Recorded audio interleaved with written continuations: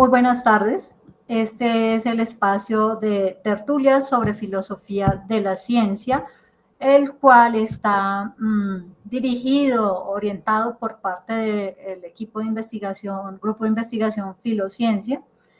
Para quienes quieran seguir las grabaciones de cada una de las tertulias, puede ubicarnos a través de https://www.youtube.com/tertulias_filociencia/videos.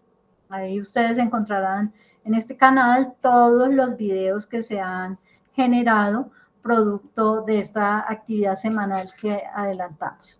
Entonces, para los que desconocen sobre el grupo o del espacio y lo que hacemos, este es un espacio de diálogo y comunicación virtual en el cual se conversa sobre diversos temas relacionados con filosofía de la ciencia, su historia, sus debates y controversias, sus relaciones con la filosofía de la tecnología y la sociedad.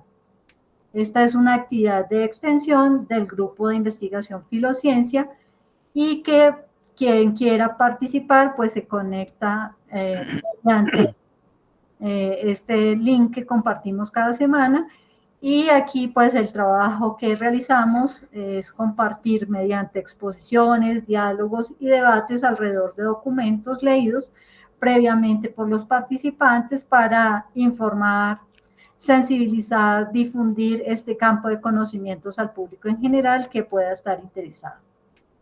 Entonces, para que estén enterados, nos reunimos, todos los jueves en horario de 6 a 8 p.m. hora colombiana.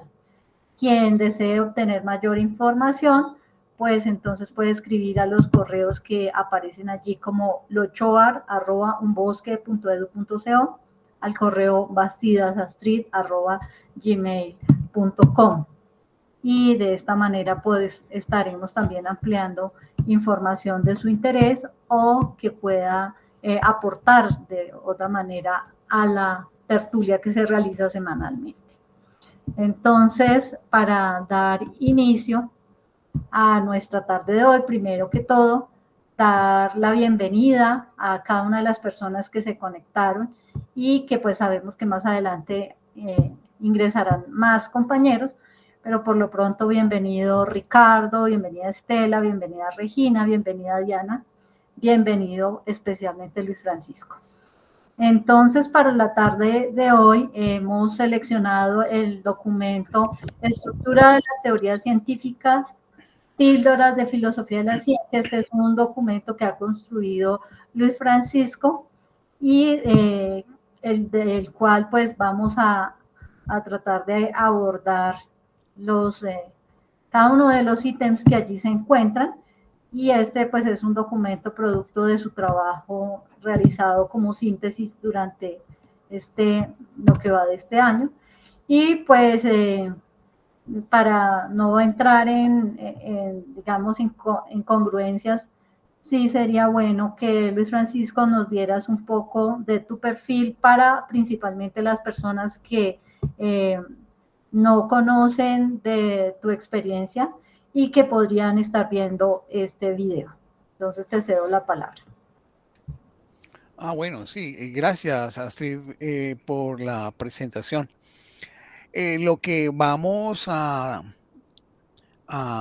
observar en el día de hoy, de lo cual vamos a hacer alguna conversación, algún diálogo, son unas notas que me permití elaborar de elementos básicos de filosofía de la ciencia en algunos de los aspectos técnicos que tiene la filosofía de la ciencia, que se combinan necesariamente con algunos elementos de desenvolvimiento histórico también, pero que tienen en cuenta aspectos muy concretos de ciertos conceptos que son de orden técnico que quienes se dedican a la filosofía de la ciencia pues tienen que tratar en todo pues el examen del campo de conocimientos a los cuales ellos se refieren o nos referimos.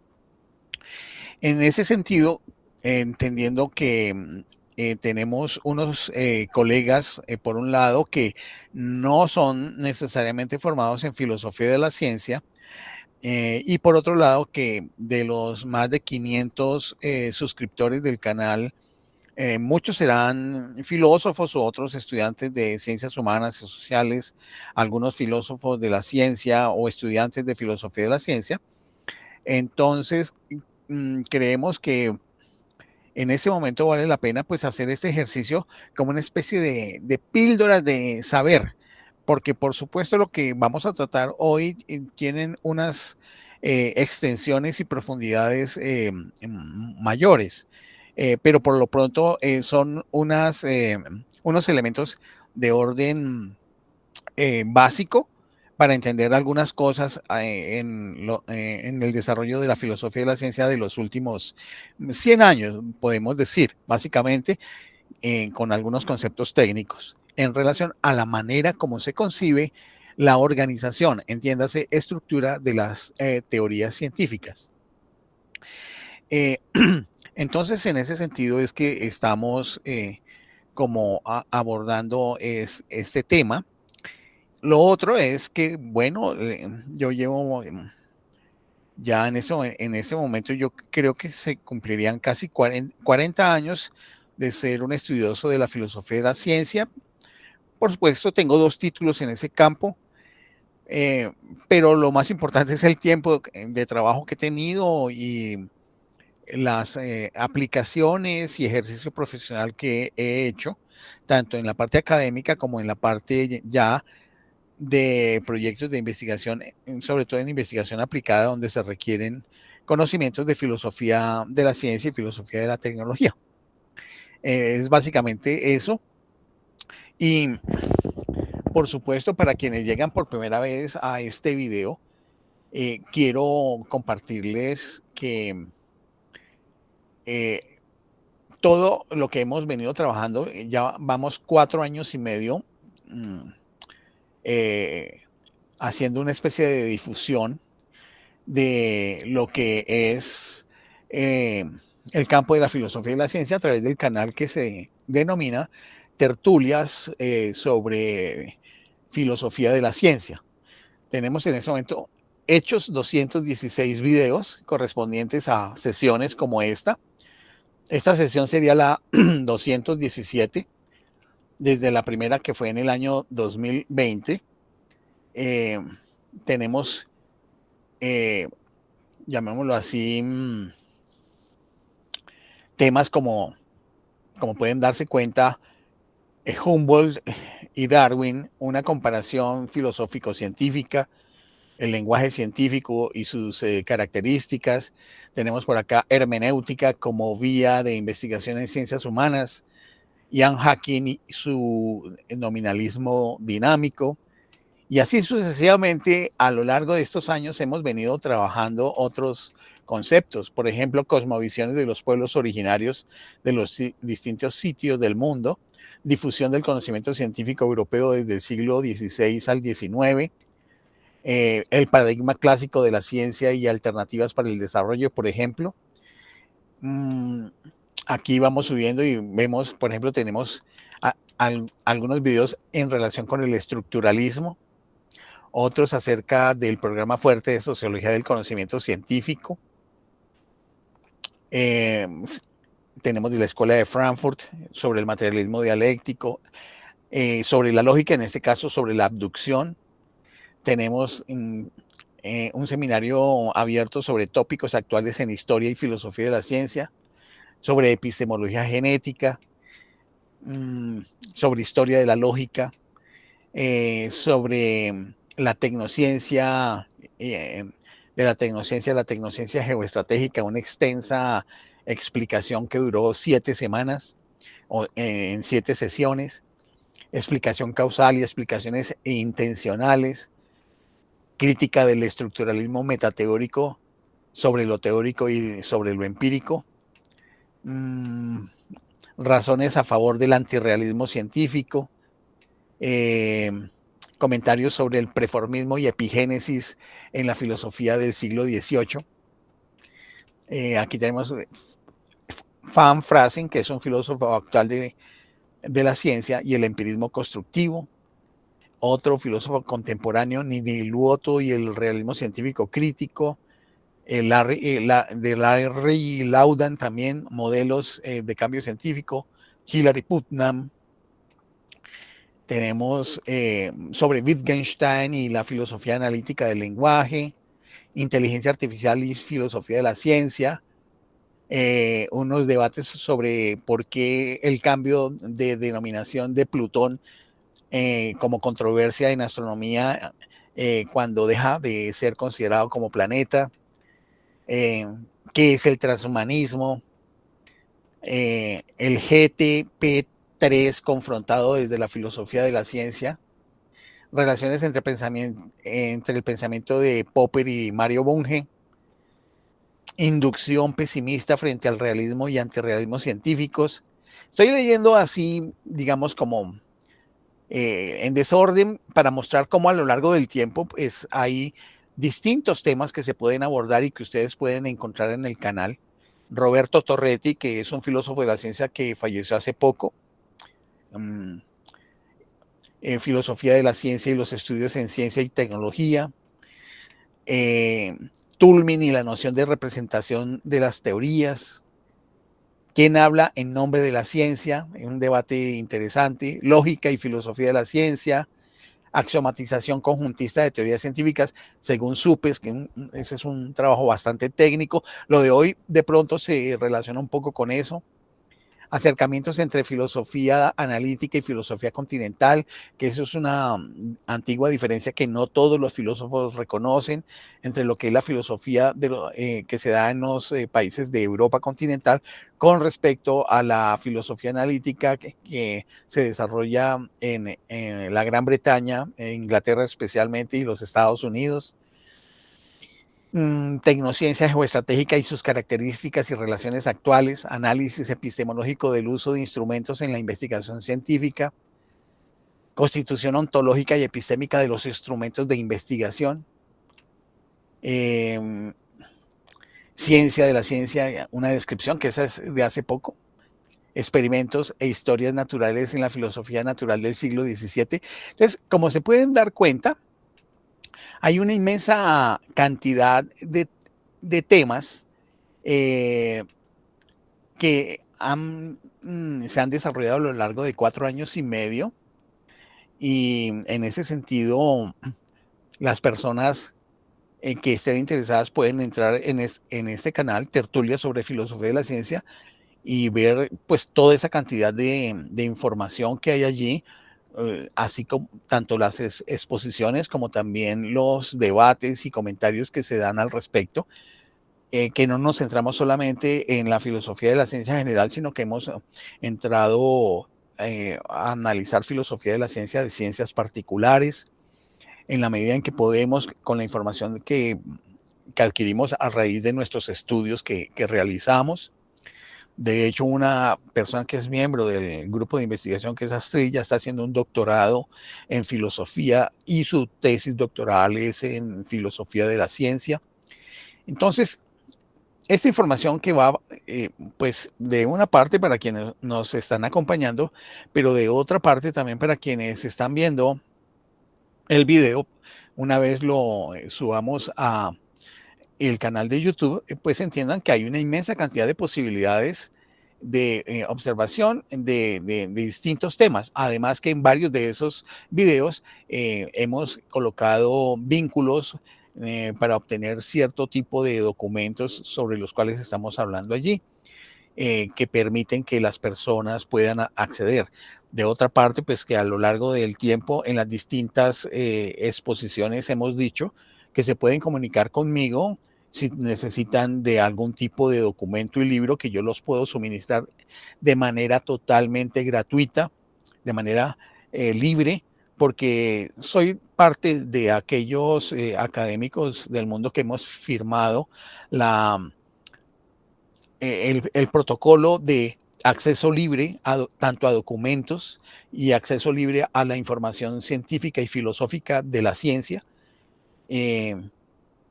como parte de académicos de la Asociación Americana de Filosofía de la Ciencia, la Asociación de Filosofía de la Ciencia Centrada en Prácticas y de la Asociación de Filosofía e Historia de la Ciencia del Cono Sur, entidades de las cuales yo hago parte, y con Astrid, pues de la Asociación Colombiana para el Avance de la Ciencia, de la cual también somos parte, y hemos abogado por la vinculación de un acceso libre a la información científica eh,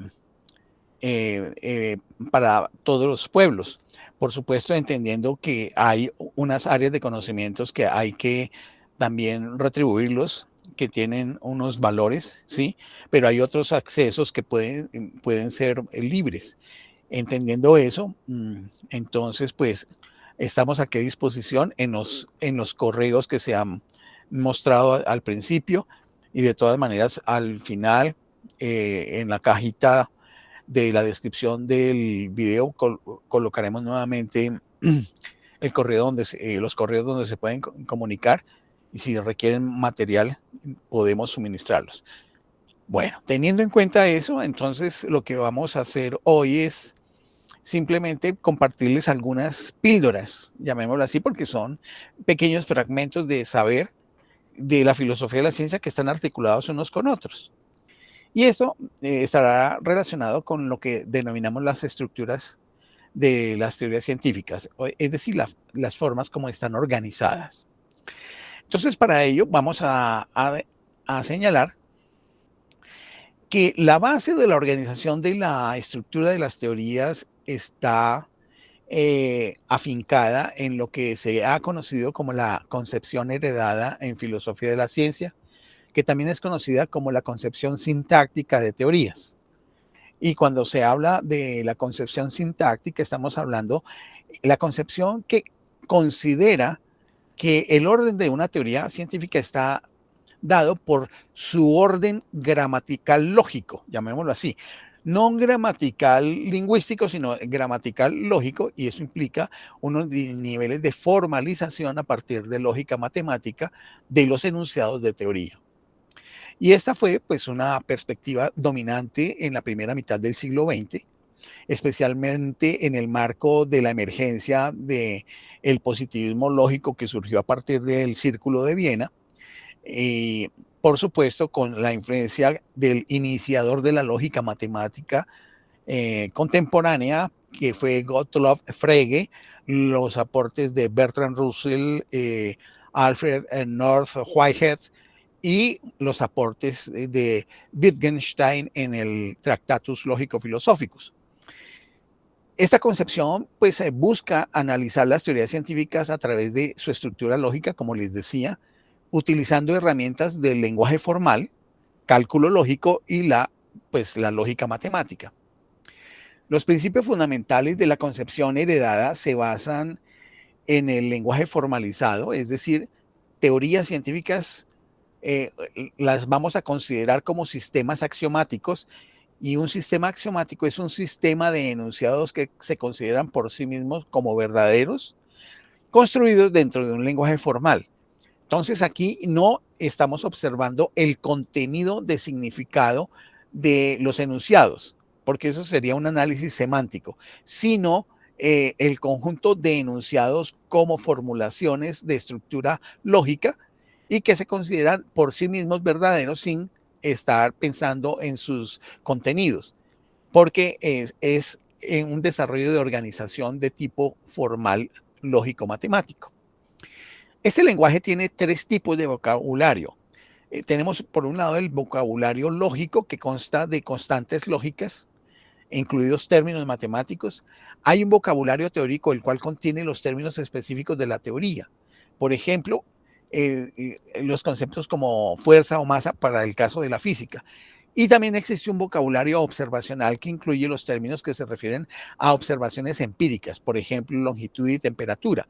Esto porque las teorías científicas tienen unos enunciados que son universales, unos enunciados de desarrollo de teoría y unos enunciados de tipo empírico, que son como consecuencia de los enunciados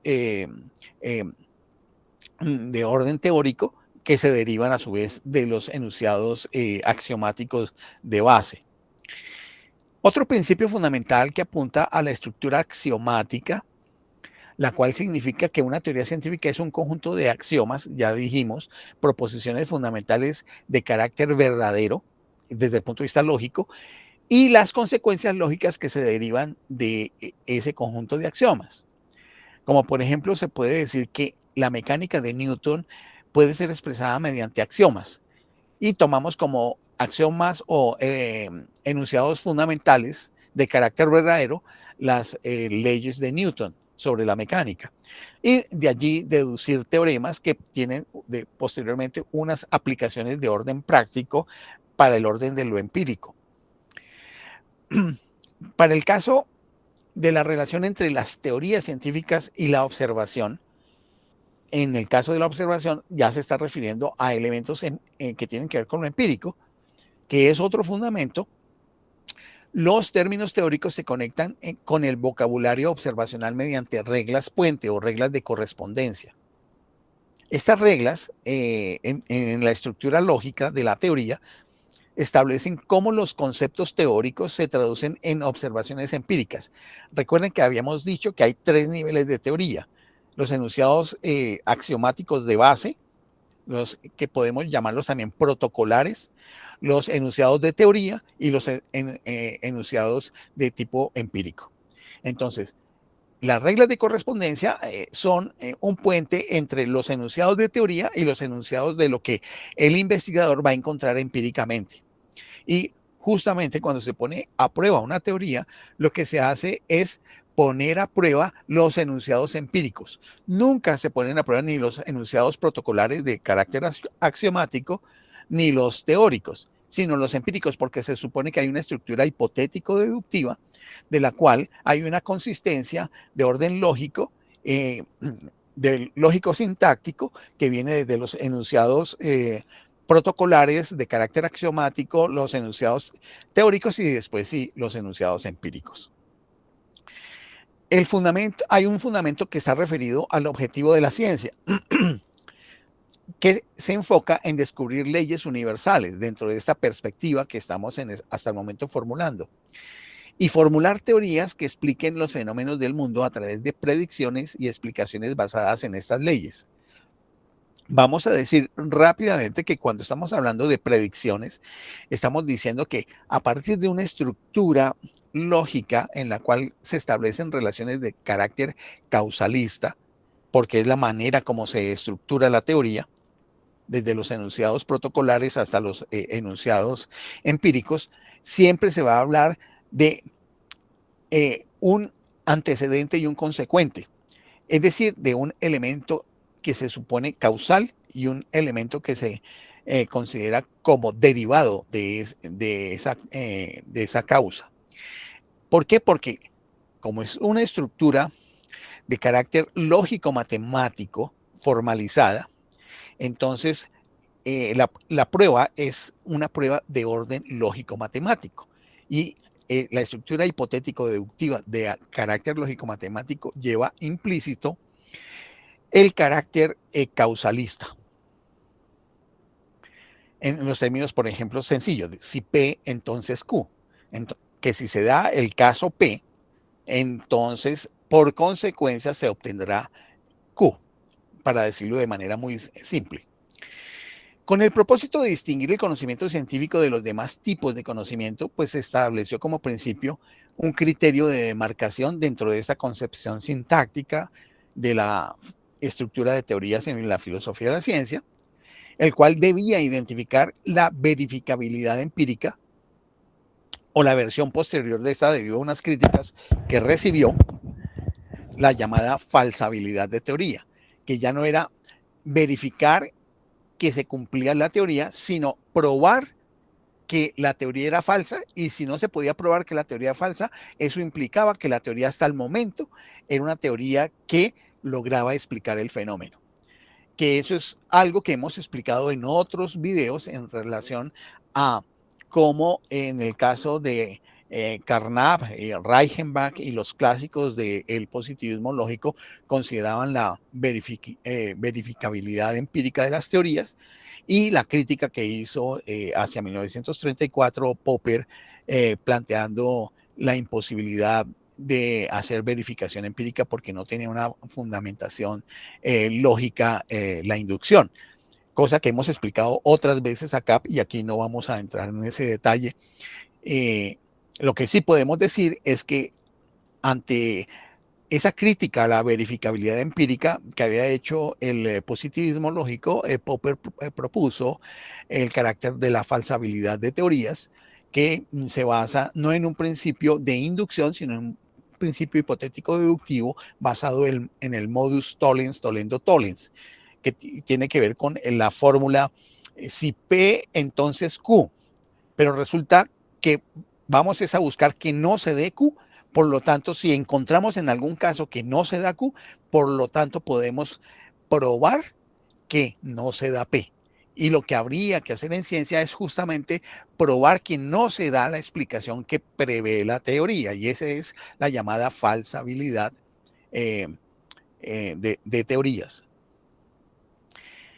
El último principio o fundamento también se refiere a la neutralidad epistémica, que es propia de esta visión sintáctica de la estructura de las teorías científicas, la que define a las teorías como sistemas formales desde el punto de vista lógico-matemático, que son independientes del contexto histórico, social o psicológico en el que se formularon.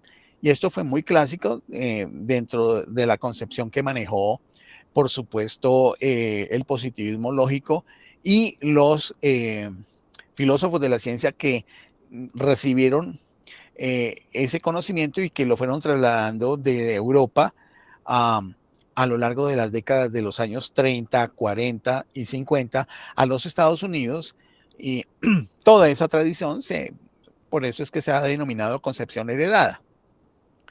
Vale decir que la concepción heredada ha aportado a la historia de la filosofía de la ciencia y de las ciencias mismas varios usos acertados que se pueden considerar como fortalezas.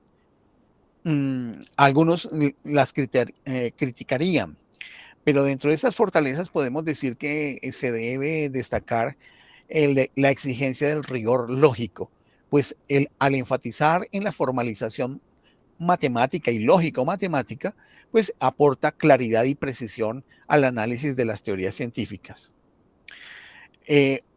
Otro aporte se refiere al carácter de generalidad, ya que proporciona un marco universal para estudiar cualquier teoría científica, habida cuenta de una pretensión universalizante de las teorías para explicar todo tipo de hecho o fenómeno que ocurre en el mundo en un campo específico del conocimiento.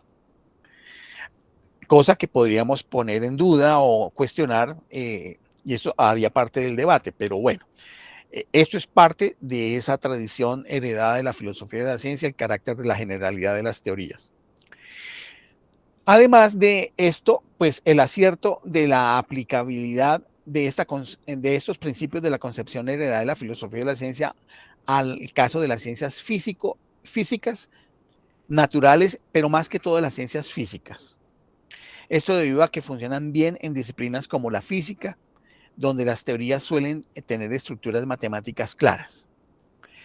Vamos a ver, hay unas críticas a la concepción heredada que vinieron apareciendo desde los mismos años 30 y se fueron consolidando a lo largo de la década de los 40, 50 y principalmente de los años 60. Las principales críticas a la concepción heredada señalan la limitación que tiene esta concepción en las ciencias distintas a las ciencias físicas, pues en las ciencias sociales o en el caso de la biología y otras disciplinas no se ajustan fácilmente al modelo axiomático de estructura lógico-matemática como se plantea. Muchas teorías no son completamente formalizables en términos lógico-matemáticos o no se basan tampoco en leyes estrictas.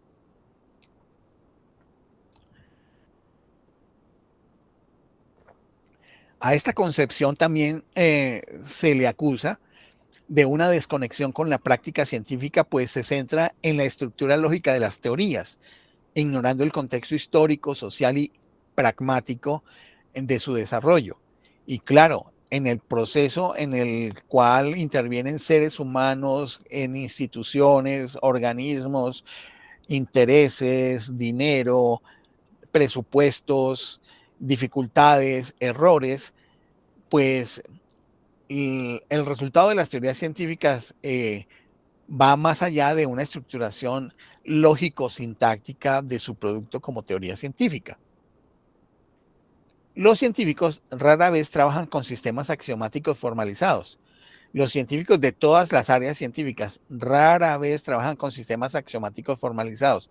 Generalmente han sido los filósofos de la ciencia con una formación lógico-matemática quienes toman esas teorías y lo que hacen es organizarlas e interpretarlas desde el punto de vista de su estructura lógico-matemática en la forma sintáctica de cómo viene organizada su disertación lógico-formal.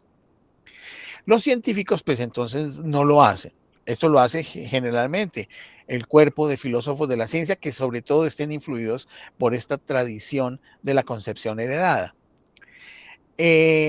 También se presentan problemas con los términos teóricos, ya que la distinción entre vocabulario teórico y vocabulario observacional, que fue alguno de los aspectos que presenté al principio dentro de la estructura de la teoría, pues este ha sido cuestionado. Porque, por ejemplo, hay unos problemas en el campo de las ciencias físicas donde hay un problema de teoría en relación con la relación teoría-carga de la observación empírica. Y entonces no se sabe exactamente si la carga es un concepto teórico o la carga es un elemento de observación. Por lo tanto, hacer una división entre términos teóricos y observacionales en muchos casos generan dificultades porque no se pueden hacer separaciones tan tajantes. Sobre esto, indudablemente, hay posteriormente unos desarrollos como los de Jan Hacking en relación a la forma como se construyen fenómenos o como se construyen entidades para investigación. Y realmente, pues, plantea que muchas veces a partir de la observación científica se pueden construir entidades que son estudiables, pero resulta que esas entidades estudiables pueden tener un componente de observación y manipulación de operación directa sobre el fenómeno, pero al mismo tiempo tiene una elaboración teórica, lo cual a veces dificulta hacer la distinción entre lo que es término teórico de lo que sería un término de observación desde el punto de vista empírico. Muchos términos teóricos no tienen una correspondencia directa con observaciones empíricas. Y viéndolo desde otra concepción, una crítica a la concepción sintáctica, hay una concepción que se llama la concepción semántica. Y la concepción semántica tiene el siguiente componente. No simplemente ver la estructura lógica de la teoría, sino ver también el carácter del significado de los términos protocolarios, pero también de los términos teóricos y, por supuesto, de los términos observacionales. Entonces, allí se le ha criticado a la concepción heredada diciendo que en lugar de centrarse en el lenguaje formal de la estructura sintáctica, las teorías deben entenderse como conjuntos de modelos de qué carácter, de modelo explicativo. O sea, se permanece la idea del elemento causal como modelo explicativo, porque la explicación es un proceso de desenrollamiento donde se ve qué es lo antecedente y qué es lo consecuente, con lo cual se pueden hacer predicciones si las condiciones se dan en los términos que la teoría plantea. Que entonces, en este caso, pues, en los conjuntos de modelos son representaciones de fenómenos que son estudiados, indudablemente, por las teorías. Hay otras concepciones, como las concepciones de las perspectivas históricas y sociológicas. Y la crítica a la concepción heredada provino desde filósofos como Thomas Kuhn y Paul Feyerabend, quienes argumentaron que la ciencia o las ciencias progresan a través de revoluciones paradigmáticas y no mediante la acumulación de leyes formales.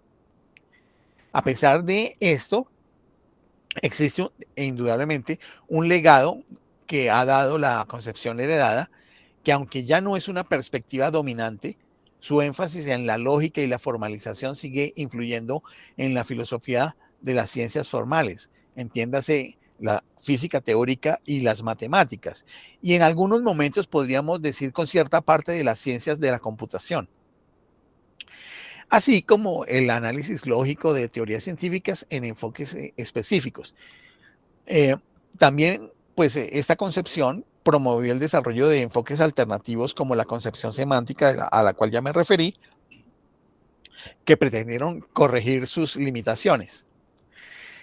De lo anterior, podemos decir que se derivan algunas reflexiones e interrogantes que vale la pena, pues, abordar. Por ejemplo, si el análisis positivista lógico del conocimiento científico, que se apoya en la concepción heredada, tal como la hemos planteado, ha sido refutado o cuando menos se ha señalado como altamente sospechoso o limitado. Y además de lo anterior, resulta que ninguno de los análisis alternativos de las teorías científicas que han sido propuestos goza de aceptación general en la comunidad de filósofos de la ciencia. Entonces vale la pena preguntarnos, ¿actualmente sigue existiendo el estudio de la estructura de las teorías científicas mediante cálculos axiomáticos, entiéndase, sintaxis lógica de teorías? ¿Y hay otras maneras de hacerlo? ¿Cuáles serían? Y tenemos que decir que aunque el análisis positivista lógico del conocimiento científico, especialmente basado en esta concepción heredada que he venido presentando, que es la concepción sintáctica de las teorías científicas en su estructura lógico-matemática, pues ha sido ampliamente criticado, como les he dicho, y sigue siendo relevante para ciertos propósitos. A pesar de ello, las críticas han dado lugar a enfoques que son alternativos, vale la pena decirlo, que son más enriquecedores, más variados para el estudio de las teorías científicas. Y pues a continuación voy a nombrar un panorama general de estos otros enfoques. Existe ahora el estudio de la estructura lógica y semántica mediante cálculos axiomáticos. Mire que esa estructura lógica se mantiene, pero ya no es sintáctica, sino también es semántica. Que esta forma de verlo, el estudio de la estructura lógica y semántica mediante cálculos axiomáticos, no es una corriente dominante. El enfoque axiomático sigue teniendo un lugar dentro de este campo clásico de las teorías formalizadas de manera lógico-matemática. Y se aplica en disciplinas tales como la física teórica, donde la matemática sigue desempeñando un papel fundamental. Todavía se utilizan enfoques axiomáticos para garantizar la coherencia interna y la deducción lógica en una estructura teórica. Y en los casos de la lógica modal y lógica formal se exploran las implicaciones de posibles mundos, teorías probabilísticas y modelos matemáticos axiomatizados, porque recordemos que la propia lógica modal y la lógica formal son ciencias formales, a las cuales también se les aplica una especie de metaformalización de sus propias teorías. Para los campos de la filosofía de la lógica y la filosofía de las matemáticas, aún se considera el cálculo axiomático como una herramienta útil, esencial para analizar las teorías, y esto es dentro del campo de la filosofía de la ciencia, como una parte muy técnica dentro de la filosofía de la ciencia. Con el anterior tipo de estudio, pues aparecen otros enfoques alternativos actuales, como es el caso de la concepción semántica de las teorías que hemos venido mencionando, en lugar de centrarse esta en la estructura lógica, la sintaxis. Este enfoque se basa en modelos como elementos centrales de las teorías, ya lo dijimos, los cuales son una representación abstracta, conceptual, matemática o física que se utiliza para describir, explicar o predecir fenómenos del mundo real desde una teoría científica. Estos modelos pueden ser matemáticos representados por ecuaciones o fórmulas, por ejemplo, la ecuación de Schrödinger en física cuántica, puede estar expresada en gráficos, expresados en diagramas, mapas conceptuales o simulaciones, por ejemplo, los modelos climáticos, puede estar expresado en modelos físicos representados por réplicas o analogías materiales, por ejemplo, un modelo anatómico del cuerpo humano, también por modelos conceptuales, los que se representan mediante elaboraciones o figuras abstractas basadas en ideas, por ejemplo, el modelo del átomo de Bohr, por decirlo de alguna manera. De acuerdo con esta concepción, una teoría científica se entiende como un conjunto de modelos que representan fenómenos. Y ustedes se podrán dar cuenta de que, bueno, este enfoque semántico, de todas maneras, sí ha permeado el desarrollo de la actividad científica, y este modelo semántico sí muchos científicos lo utilizan. Esta manera de concebir las teorías científicas presenta las ventajas de ser más flexible para las teorías que no pueden ser formalizadas desde el punto de vista lógico-matemático. Y también parecen ser compatibles con áreas de carácter experimental o de carácter descriptivo. Por ejemplo, en biología las teorías se explican a través de modelos como la evolución por selección natural. También encontramos otras perspectivas para analizar la estructura de las teorías científicas, y son las perspectivas históricas y sociológicas, que es otra concepción. Y estas son aquellas concepciones que han sido influenciadas por Thomas Kuhn, Imre Lakatos y Paul Feyerabend. Estas sostienen que las teorías no deben estudiarse aisladamente, sino en el contexto de su desarrollo histórico, social y cultural. Por ejemplo, el cambio de paradigmas y los programas de investigación científicas que han sido propuestos por Kuhn y Lakatos, respectivamente.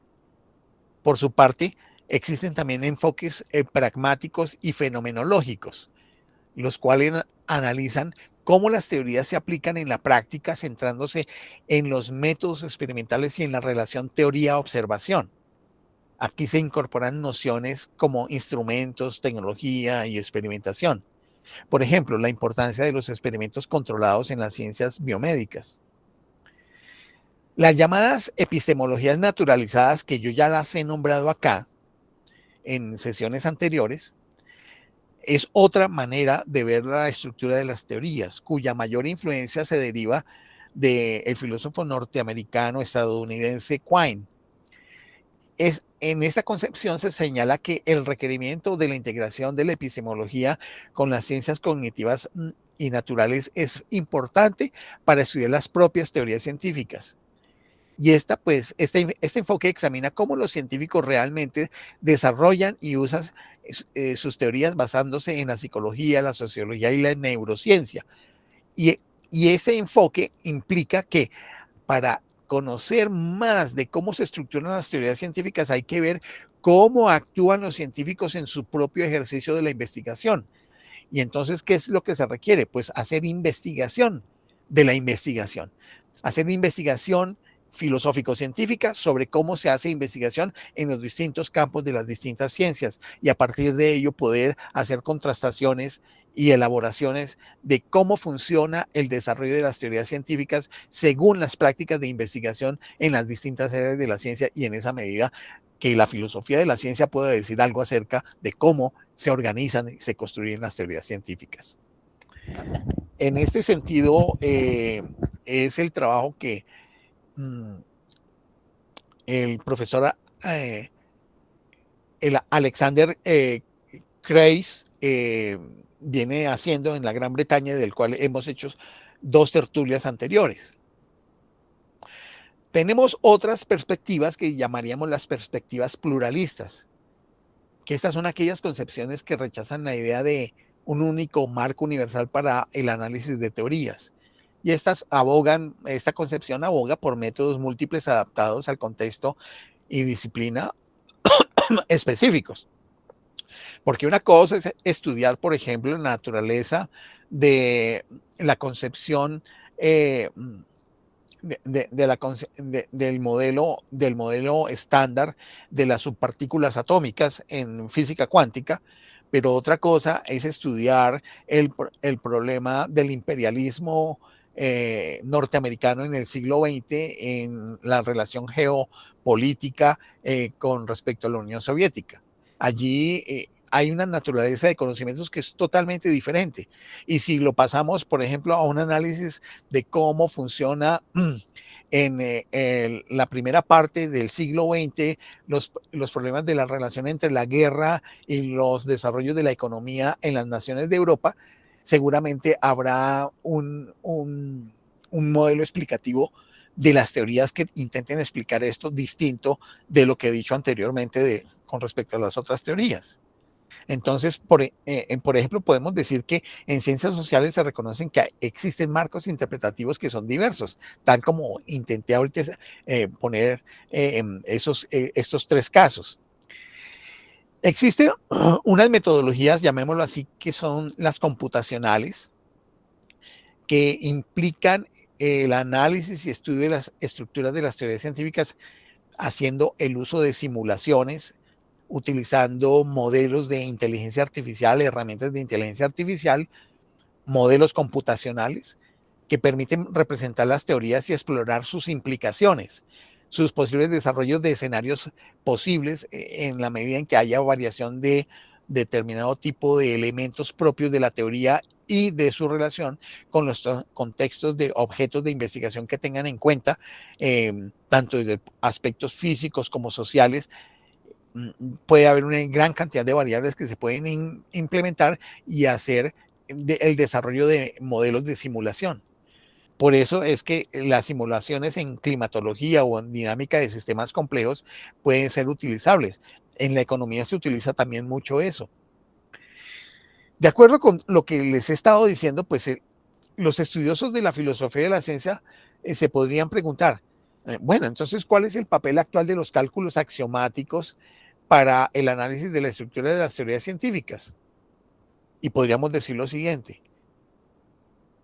aunque ya no son centrales para el análisis general del conocimiento científico, estos análisis de estructuras lógico-formales de teorías científicas derivados de la concepción heredada siguen siendo útiles para el caso de la física teórica y las matemáticas puras, porque es que allí es donde aplica bien.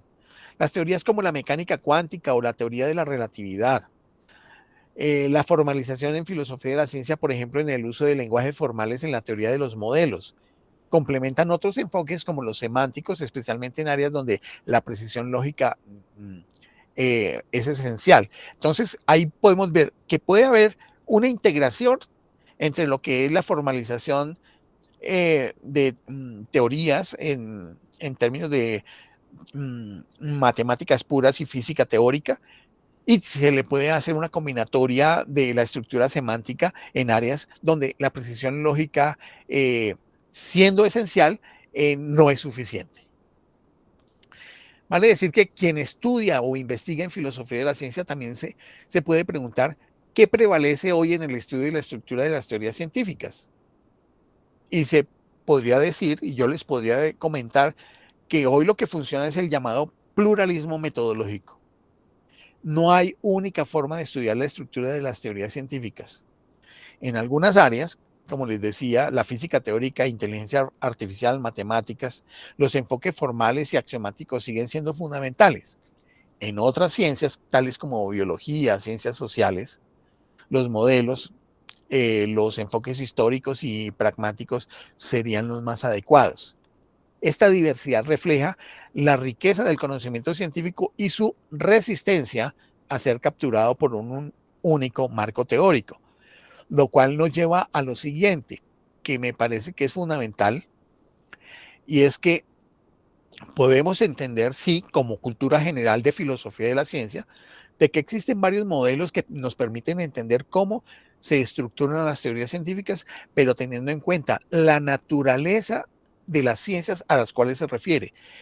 Y quiero decirles, la diferenciación que hay entre las distintas ciencias tienen que ver con sus objetos de estudio.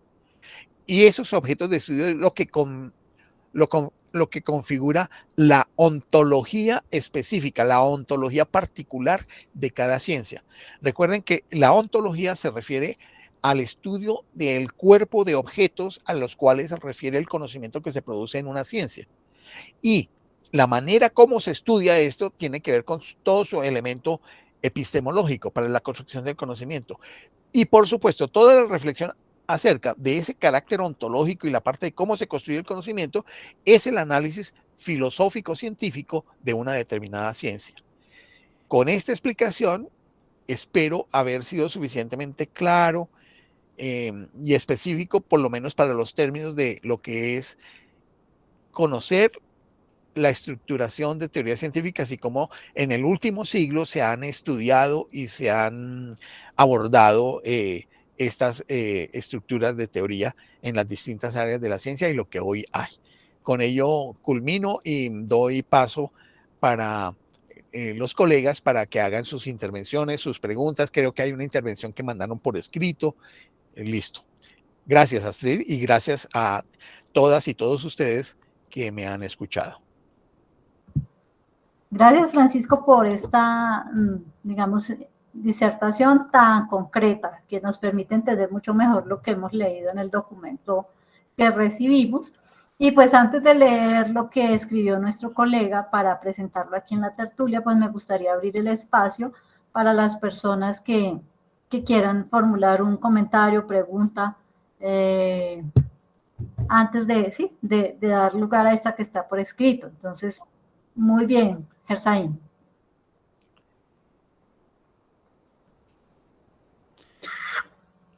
El micrófono, José. Ok, gracias, buenas tardes.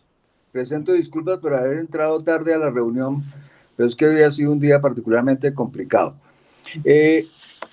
Quiero agradecer el documento y reconocer las virtudes del documento a pesar de su sencillez, digamos, y su misma extensión, que es pequeño pero dice bastante. Leyendo el documento me surgen un par de inquietudes que quiero plantear al respecto. Es claro que la concepción, la tradición heredada, pues ha hecho su contribución, está permanentemente, digamos, como en el sentido del quehacer científico, pero independientemente de las críticas que se le hagan, basado en el documento, la pregunta mía va en el siguiente sentido. De pasar de esa tradición heredada, obviamente el documento es un documento que aclara que es pildorístico y no detallista en exceso o en extenso sobre su contenido.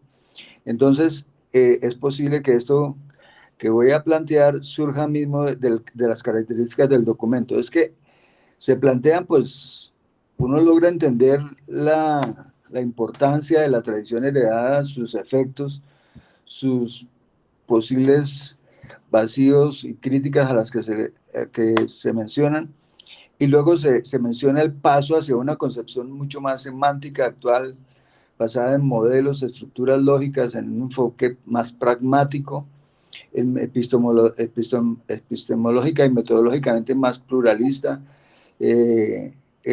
con una percepción histórica, etcétera. No voy a repetir.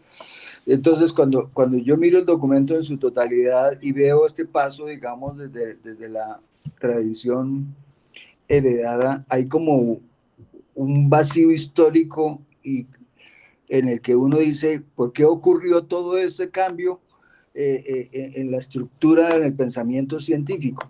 Y a partir de ahí me pregunto qué tan autónomo ha sido ese proceso y esa evolución misma de la ciencia. ¿Ha sido autónomo o exigencia específica de la coyuntura y el contexto específico en el que se desarrolla? La ciencia se centra hoy en lo que es su interés propio o en aquellas cosas que el contexto o la financiación le exige centrarse, observar, estudiar y axiomatizar.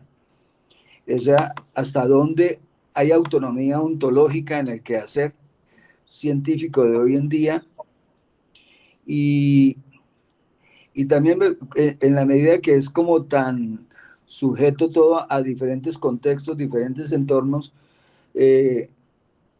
podríamos hablar de que todavía cabe la posibilidad de que haya neutralidad axiomática en el proceso. Y voy a decir una palabra que está muy ligada a lo que yo pienso, y es al proceso productivo científico. ¿Y por qué lo digo? Básicamente porque creo que que la ciencia hoy en día hace parte del proceso productivo general de una sociedad en la que la ciencia es producto y es insumo. Es producto porque la ciencia produce sus propios resultados y a su vez insume los demás procesos productivos y sociales en cada país o en cada región. Y a ese respecto, pues me gustaría entender este salto desde la concepción heredada hacia esta concepción mucho más sistémica, más semántica, con todos los elementos que hemos mencionado, es decir, históricamente, contextualmente, ¿qué es lo que lo ha determinado y qué implicaciones tiene para el desarrollo mismo de la ciencia y las contribuciones de la ciencia al pensamiento científico y al pensamiento económico y social general? Esa sería mi inquietud al respecto por ese lado. Y por el otro lado, yo sigo sintiendo en estas tertulias que dentro de lo mucho que hemos aprendido, sigue existiendo, si no un factor de discriminación, sino un factor como un rezago frente a lo que ha sido el desarrollo de las ciencias puras físicas y como un atraso en el desarrollo del pensamiento acerca de las ciencias sociales, que aunque algunas, como la economía, por ejemplo, tenemos un soporte y un lenguaje muy definido, nos basamos mucho en modelos y tenemos pues una gran fundamentación matemática en casi todo lo que hacemos. De todas maneras, cuando uno hace esas lecturas que tienen su trasfondo histórico, dice, bueno, y los científicos sociales como que estamos en la retaguardia, o quizás ni existimos en la práctica. Entonces, me deja esas preocupaciones y estas inquietudes. Gracias. Muy bien. Gracias, José Erzaín, por el comentario. Y bueno, esto me obliga entonces a dar algunas explicaciones de tipo histórico.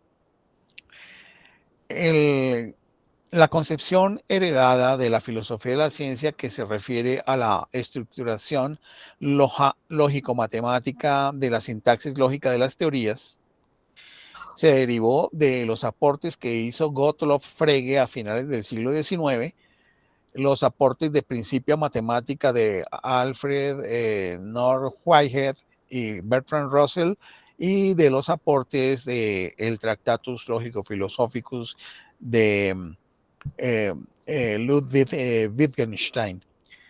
¿Por qué? Porque estas obras influyeron en los estudios, análisis y debates que el grupo del Círculo de Viena entre 1922 y 1929 desarrolló en la sede de matemáticas de la Universidad de Viena, donde establecieron una serie de principios que se formularon posteriormente en una declaración sobre la concepción científica del mundo en un documento firmado por Carnap, Schlick y Otto Neurath como representantes del Círculo de Viena para difundirlo a otros países, tales como en Alemania, como en Dinamarca, Gran Bretaña, los Estados Unidos, y aparecer el movimiento que se conoció como positivismo lógico.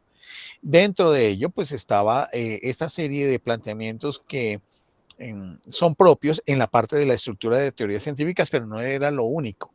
En ello quiero decir que el positivismo lógico estuvo compuesto por una inmensa cantidad de científicos, filósofos, lógicos, matemáticos. Hubo un economista, hubo un jurista. Por ejemplo, tenemos a Hans Kelsen, que es un jurista. Tenemos a varios matemáticos, Newman, por ejemplo, Weissman, lógicos. Hay un economista que, ahorita olvido el nombre, que es famoso, es un economista austriaco, que de pronto ahorita me ayudarán, de la década de los 20 y de los 30, un economista austriaco que también era parte del Círculo de Viena. ¿Perdón? ¿Bixel? No. no lo recuerdo ahorita, lamentablemente. Bueno, entonces era un grupo por lo menos de 30 o 40 miembros, no todos asistían todo el tiempo. Y dentro de las inquietudes que tenían, habían unas inquietudes que también tenían que ver con la reforma educativa de Austria una vez caído el imperio austrohúngaro. Por eso es que para poder entender el positivismo lógico y dentro de él toda esa concepción de la concepción heredada en la estructura de las teorías científicas, hay que entender lo que históricamente sucedió en el contexto austriaco una vez caído el imperio austrohúngaro, donde se requería von Mises, gracias Astrid, Ludwig von Mises, sí, ese es el economista que hacía parte también del Círculo de Viena, gracias mi Astrid. Entonces, en este contexto, había un interés también de hacer que el conocimiento se popularizara, y dentro de los miembros del Círculo de Viena había muchos miembros que hacían parte de partidos socialistas e incluso había miembros del Partido Comunista Austriaco. Entonces, la concepción científica del mundo que ellos planteaban no solamente era de una estructuración lógico-matemática de las teorías, sino que había una concepción fisicalista donde se quería que no hubieran términos metafísicos, pero también donde hubiese una posibilidad de educar a la población en una cultura científica y con ello elevar el nivel de pensamiento del el pueblo inicialmente austriaco, pero esto lo copió el Círculo de Berlín con Reichenbach y quisieron que el pueblo alemán también tuviera esto. A raíz de estos elementos que estoy señalando, que los explica muy bien, por un lado, Stadler en su obra Positivismo Lógico, de la editorial mexicana, que ahorita no recuerdo tampoco el nombre, así me ayudará. Fondo de Cultura Económica. Gracias, del Fondo de Cultura Económica, donde se plantea esto, lo mismo que en el libro de Tolmin acerca de la Viena de Wittgenstein, donde se explica esto, de todo este andamiaje histórico-cultural, donde hay que hacer un renacimiento del espíritu germánico. Entonces lleva a que se formulen esta serie de conceptos que son tenidos en cuenta en Austria, Dinamarca, Alemania, y en Francia, y por eso es que se desarrollan en los años 30 varios congresos internacionales de filosofía de la ciencia que se hacen en París, se hacen en Holanda, también se hace uno en Estados Unidos, y se hacen, por supuesto, en Alemania, donde va gente de Polonia, de Austria, de Alemania, de Dinamarca, de Francia, de Italia, estadounidenses. Dentro de ellos está el profesor Morris, que justamente permiten la ampliación y divulgación de estos conocimientos. Pero acontece, ya te doy la palabra, Diana. Pero acontece que en este proceso, el año de 1933, mes de enero, es nombrado canciller de Alemania Adolfo Hitler, y con ello viene el auspicio de la aparición de toda la política del nacionalsocialismo, que lleva a una, llamémoslo así, mengua de la actividad académica de estos estudiosos, tanto alemanes como austríacos, que lleva a que tengan que emigrar, porque muchos de ellos son judíos, otros son socialistas y otros son comunistas. Entonces varios emigran a muchas partes. Por ejemplo, Popper, que no era del Círculo de Viena, pero era cercano, tuvo que viajar a Nueva Zelanda. Otros viajaron a Holanda, otros viajaron a Gran Bretaña, otros se fueron a Suiza, otros a los Estados Unidos. En ese tránsito, que conlleva también la aparición de la Segunda Guerra Mundial, sucede que llegan muchos de estos intelectuales a los Estados Unidos, y resulta que el gobierno norteamericano empieza a dudar de la calidad de estos emigrantes, porque resulta que muchos de ellos habían sido perseguidos por el régimen nazi, pero tenían un antecedente comunista o socialista, eran judíos, y a pesar de esa defensa del pueblo judío por parte del gobierno norteamericano en la Segunda Guerra Mundial, de todas maneras había muchas sospechas, y por eso es que Edgar Hoover, director del FBI, junto con un senador de apellido McCarthy, empieza a realizar una serie de búsquedas entre los intelectuales y hacerles unas revisiones y cacería de brujas. Esto que llevó a que los principios generales que tenía el positivismo lógico, dentro de los cuales no estaba solamente el asunto de la estructuración lógico-matemática de teorías, sino que había los otros elementos de carácter social, de carácter popular, de carácter político en relación con la divulgación de la ciencia, tuvieran que ser eliminados. Y el principal responsable de esto tuvo que ser Rudolf Carnap. Y por eso es que de positivismo lógico, que se llamaba en Europa, pasó a llamarse empirismo lógico en los Estados Unidos a raíz de esto, porque hubo persecuciones a muchos intelectuales, porque se les consideraba que pudieran ser agentes comunistas que iban a penetrar la cultura norteamericana a través de las distintas universidades, habida cuenta de la recepción de gran cantidad de estos intelectuales en las universidades norteamericanas. Esto llevó a que entonces solamente se tuviera en cuenta la estructura lógica y empírica de las teorías científicas, y dentro de ello, pues todo este bagaje del cual estoy hablando en el día de hoy, de la estructuración lógico-matemática de las teorías científicas en el enfoque de la concepción heredada. Esto llevó a que en los años 60 pues se vieran las dificultades de la concepción heredada y vinieran las críticas historicistas, por un lado, desde los propios alemanes que estaban en Estados Unidos, pero que eran de la escuela de Frankfurt, que hicieron críticas al positivismo lógico. Estoy hablando de Theodor Adorno y Max Horkheimer, de posteriormente Jürgen Habermas, pero desde el propio movimiento del empirismo lógico, traducido en los Estados Unidos como derivadores de la concepción heredada.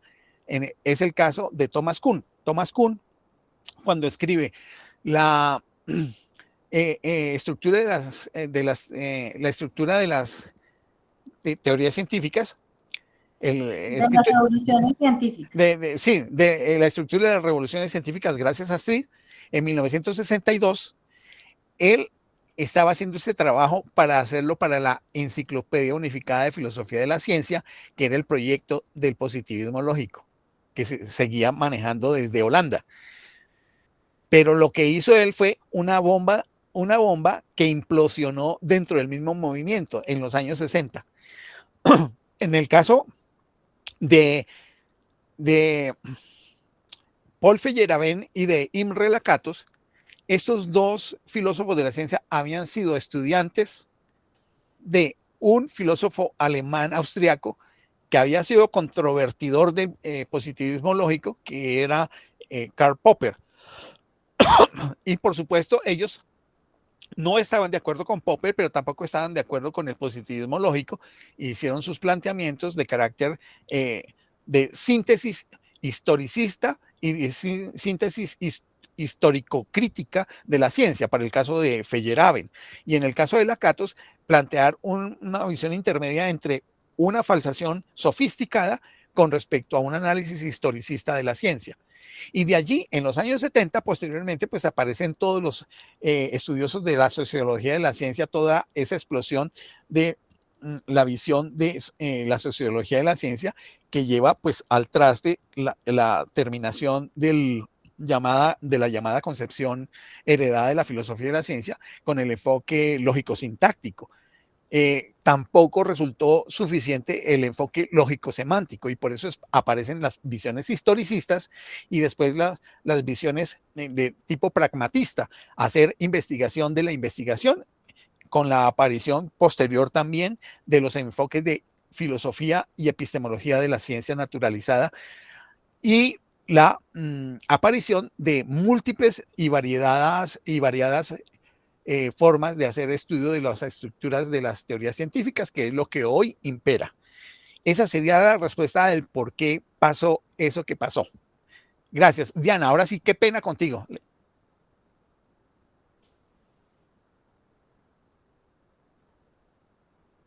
El micrófono, Diana. Ana, Ya. sí, Estaba señora. hablando.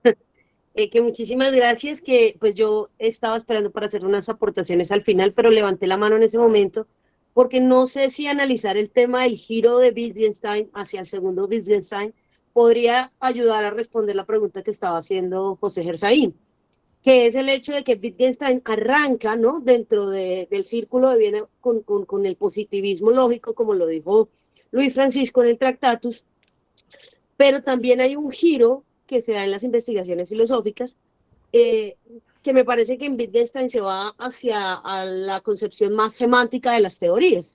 Digamos que la evolución, me parece que la figura de Wittgenstein va a ser muy importante, y el análisis que plantea ese giro de la propuesta de Wittgenstein desde el positivismo lógico y lo que planteó en el Tractatus hacia la concepción semántica de las teorías, que termina pues como en una representación, ¿no?, como en una visión más representacionista de la filosofía de la ciencia. Digamos que eso era lo que yo pues quería señalar, que ahí también podríamos encontrar cómo es que se va a dar ese paso de la visión dentro del mismo positivismo lógico hacia una evolución hacia la concepción semántica de las teorías, que parece que la clave también está un poco en Wittgenstein. Eso por un lado. Por el otro, que ya eran digamos, la intervención que quería hacer yo hacia el final, bueno, realmente me gustó mucho el texto, muy pertinente, porque pues Astrid sabe que mi examen de conocimiento estuvo entre precisamente la polémica que existe entre las visiones del realismo versus el relativismo que hay en la historia de la filosofía de la ciencia, un poco ubicado en ese contexto. Entonces es bastante interesante, como mucho de lo que aquí se planteó tiene que ver con lo que trabaja en el examen de conocimiento del doctorado. Y a mí, que me parece pues importante y muy interesante, a mí sí me parece que hay que volver a algo que tú señalaste al inicio, que es precisamente eso que se exalta de la visión heredada, y es el hecho de creer que hay una verdad universal de alguna manera, una explicación universal, que sí, pero precisamente el pluralismo ontológico y las visiones del pluralismo ontológico pues ya no permiten entender que hay una visión única y universal, por lo cual se apuesta ya por unos pluralismos más epistemológicos. Lo que me lleva pues a una pregunta sobre el pensamiento complejo, que de pronto Luis Francisco nos pueda, porque la visión del pensamiento complejo es que la realidad es compleja, y como es compleja, pues hay que mirarla desde diferentes maneras. Y entonces, si la filosofía de la ciencia no podría enfocarse en una epistemología más fronteriza, o una epistemología de pronto más transdisciplinar, como lo decía en su momento, digamos, ciertas visiones que se desarrollan del pensamiento complejo, incluso en la actualidad, que buscan es entenderlo no ya desde una disciplina, un marco de disciplina, sino desde entender esa realidad y ese fenómeno desde muchas disciplinas. Eso es lo que quería decir. Gracias. Muchas gracias, Diana. Muy atinado lo que planteas. Vamos a hacer también unas distinciones. Aunque es cierto que en la obra de investigaciones filosóficas de Wittgenstein, en su edición póstuma hecha por von Wright y Elizabeth Ascombe, se plantea una crítica a la visión del lenguaje que se había planteado en el Tractatus, hecha por el propio Wittgenstein a lo largo de la década de los años 30 y 40, y lo poquito de los años 50. Claro, el significado que se puede encontrar en el lenguaje está dado por el uso, y el uso está dado en la medida en que hay comunidad de hablantes que interactúan entre sí con unas reglas, por supuesto, unas reglas de interacción, donde se dan los elementos de los significados, y esos significados están relacionados con unos contextos, los cuales muchas veces la inmensa mayoría de los hablantes y oyentes no conocen esas reglas, y que actúan, por supuesto, esas reglas como una especie de juego. y se generan unos juegos del lenguaje donde las significaciones no son como se planteaban en el Tractatus de definiciones o significados uno a uno totalmente fijos, como justamente en las concepciones del positivismo lógico clásico se consideraba dentro de la concepción fisicalista de los fenómenos en la parte de los enunciados observacionales de las teorías. Por supuesto, aquí hay un cambio, pero cabe anotar lo siguiente. Una cosa es este giro lingüístico, el giro lingüístico segundo que hace Wittgenstein, porque en el primer giro lingüístico, que es el de los años 20, ahí también hay un giro lingüístico. En este segundo giro lingüístico, los aportes de Wittgenstein no están dados para la estructuración lógico matemática en el sentido sintáctico, no está ni tampoco en el sentido semántico totalmente. ¿Por qué razón? Porque el asunto es que las teorías dentro del enfoque lógico-semántico de teorías que critica el lógico-sintáctico, el reemplazo son los modelos. Ahora bien, esos modelos, que son modelos de representación que pueden ser gráficos, que pueden ser matemáticos, que pueden ser de funcionamiento, no necesariamente tienen que ver con esto que acabo de explicar que constituye la naturaleza de las investigaciones lógicas de Wittgenstein. Pero lo que sí tengo que reconocer, y te lo agradezco, Diana, es que ese enfoque Wittgensteiniano 2, esa segunda influencia de Wittgenstein, sí sirvió para muchos elementos en teoría lingüística, en sociología del lenguaje y en muchas áreas de carácter social, donde de la interacción, incluso psicología social, donde las interacciones hablante-oyente se dan.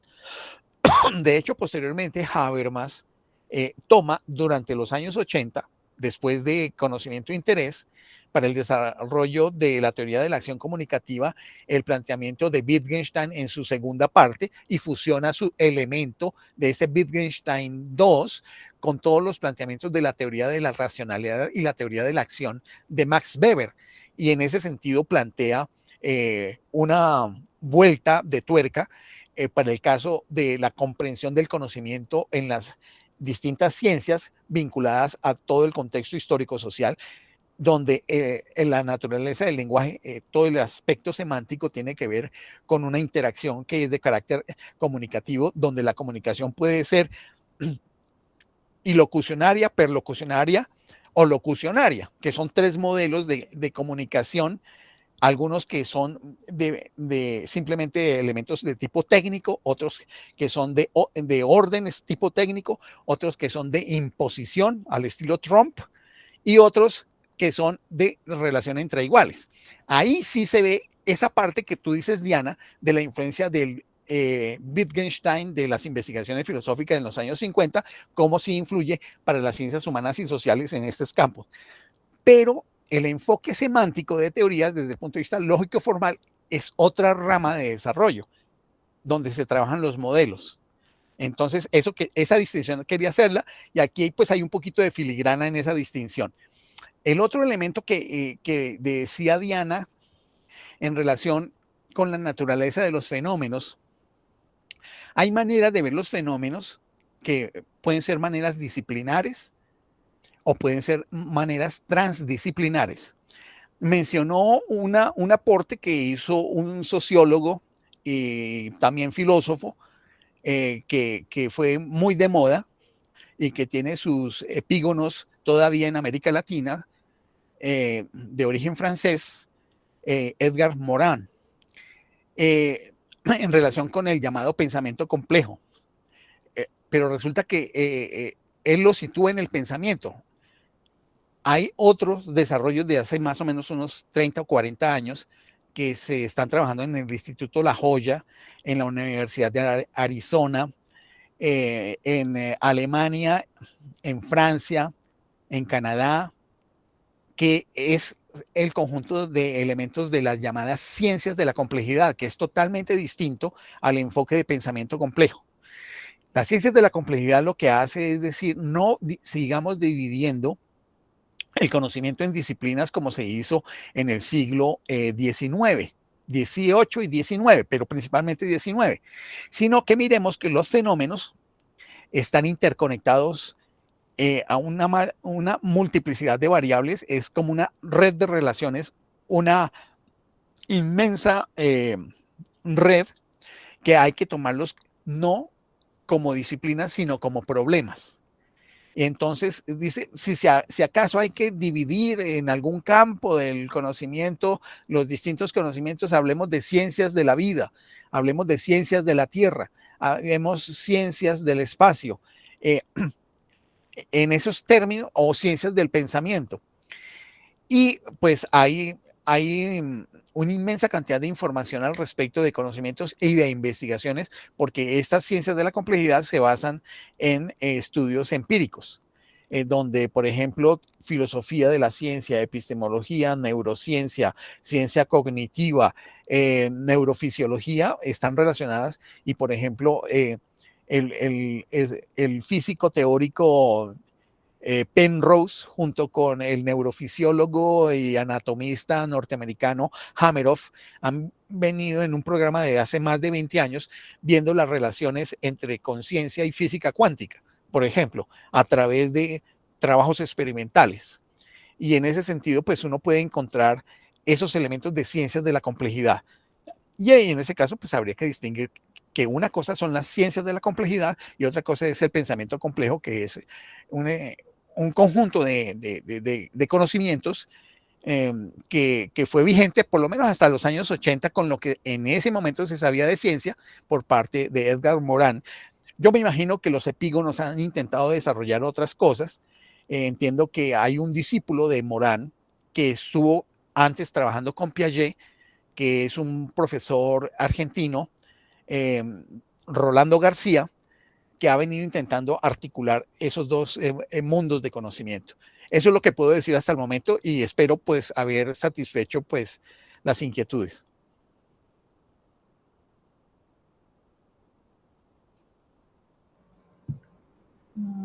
Bueno, quedó en pausa. Bueno, yo quiero es como agregar algo de lo que venía diciendo anteriormente Luis Francisco y en relación a como esas, digamos, desarrollos históricos o desarrollos que ha tenido las teorías, la estructura de las teorías científicas, y creo que ahí podríamos también tener en cuenta lo que presenta Carlos Ulises Moulines en cuanto a que pues habla de que esto también, o específicamente, perdón, está compuesto de esas teorías, más que de teorías, a partir de modelos, más que de teorías en el sentido del carácter científico, y que eso es lo que da en la integración de ambos, esa estructura de carácter complejo, con lo cual lo que se generan son modelos que pueden ser potenciales o de carácter actual, que su esencia en la teoría científica o en las teorías científicas es que corresponden a un conjunto de estructuras complejas, por cuanto que allí las disciplinas científicas están en sentido de su uso en cuanto al vocabulario específico que cada una de ellas tiene, y que eso es lo que le da pues ese criterio de estructura de teorías científicas complejas, pero en la perspectiva de Moulines está más basada en el compuesto de modelos más que de enunciados. ¿Sí?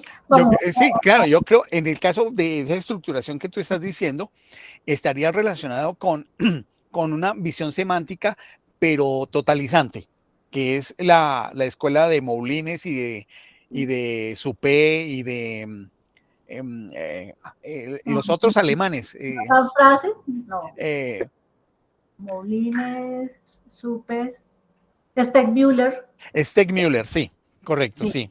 Y entonces en ese, digamos, siguiendo como dentro de eso que quiero mostrar, precisamente una de las limitaciones que se observa en esta forma de teorías, sí, de la estructura de las teorías científicas está relacionado con algo que ya habíamos visto en otra tertulia y está vinculado con el tema de la incompletitud, en tanto que las teorías científicas de por sí pues no pueden suplir todo el universo del tema que quieren trabajar y que puede, pues que por lo mismo no pueden explicar todos los aspectos sobre un mismo fenómeno, como un ejemplo clásico, en el caso de la física, y entonces podemos encontrar que en la física clásica hay unos problemas específicos diferentes a los que explica la física cuántica.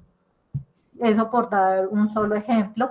Y eso es lo que hace pues que también estas teorías de la perspectiva de la ciencia pues nos inviten a seguir haciendo búsquedas, pero teniendo ese carácter, digamos, de humildad para considerar que son siempre incompletas, ¿no?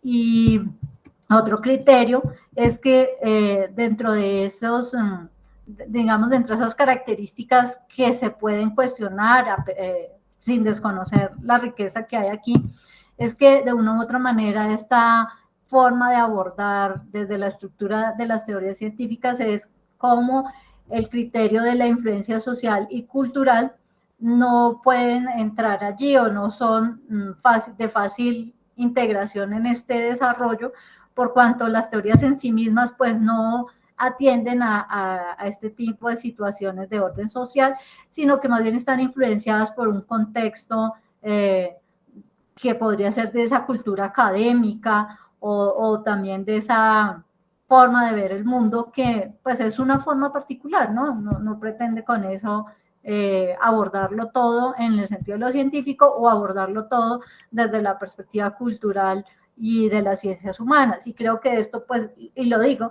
pensando en la reflexión que planteaba José Gersaín, porque de una u otra manera la situación no es que querramos abarcarlo todo o que desconozcamos, sino reconocer que hay unas limitaciones por la misma forma como está estructurado el pensamiento científico y en este caso de la estructura de las teorías científicas desde esta perspectiva.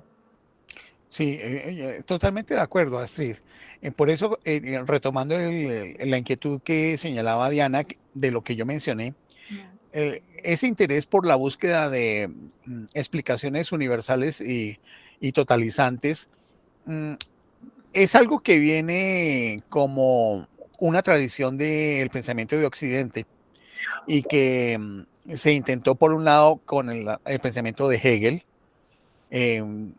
de una filosofía universal, con el pensamiento de Marx y Engels también de una filosofía universal. Esos intentos, y por supuesto hay otros ejemplos que se pueden sacar, pero esos intentos de explicaciones universales, cuando uno trabaja el campo de la actividad científica, se encuentra crudamente con los hechos. Los hechos de la investigación científica nos dicen que podemos encontrar una inmensa cantidad de teorías que explican cosas y las explican con cierto éxito, con cierto rigor, cierto éxito y que son replicables. Es decir, al ser replicables quiere decir que así por lo menos sí se ve que funciona esa parte del mundo.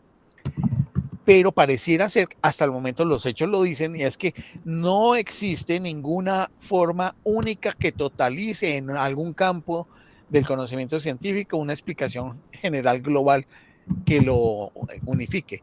Y tú lo señalabas muy bien, en el caso de la física, que física mecánica de Newton, el electromagnetismo, la relatividad y la cuántica no tienen ningún mecanismo unificador, a pesar de que se ha buscado por más de 80 años, más de 80 años, un enfoque unificador.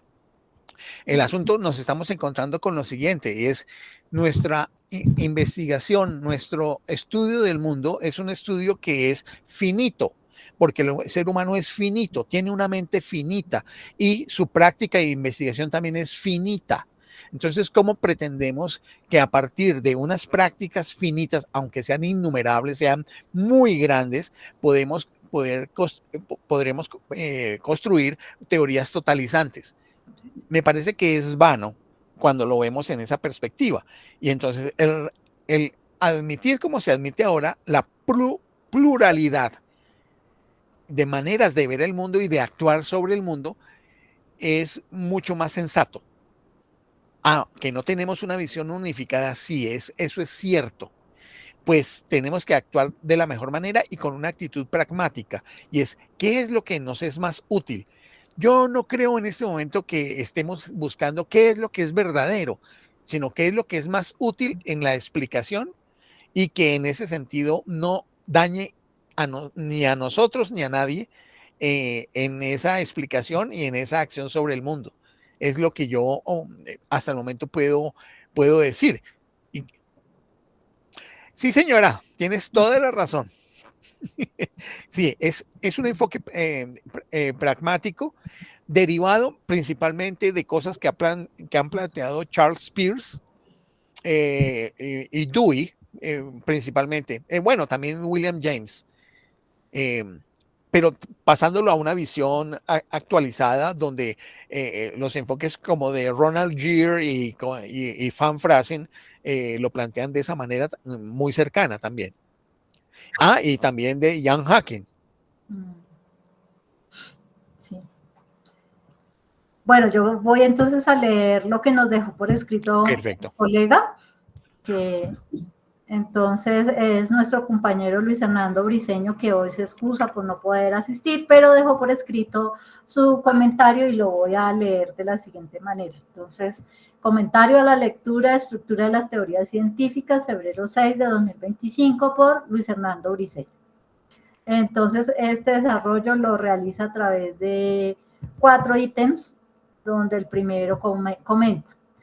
De la lectura quiero destacar como un aspecto problemático que me interesaría indagar el relativo al principio de neutralidad epistémica.